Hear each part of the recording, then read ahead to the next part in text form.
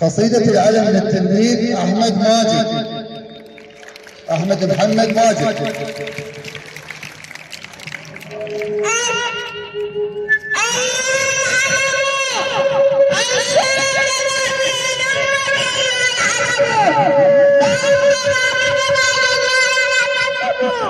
جاءت أحييك هذا اليوم مؤمنة أفراها بك فانظر هذه إمم إن العيون قليلات بما شهدت والقلب يفرح والآمال تبتسم إن اعتقدت فإن الشعر محتقر فإن احترمت فإن الشعب محترم الشعب أنت وأنت الشعب أجمعه وأنت جلال الشعب والعظم أنت عسار من عاشت سعادته إن تمت ماتت الآمال والهمم هذا نداء لا فاسمعه جميع لك فاستمعي والعلم.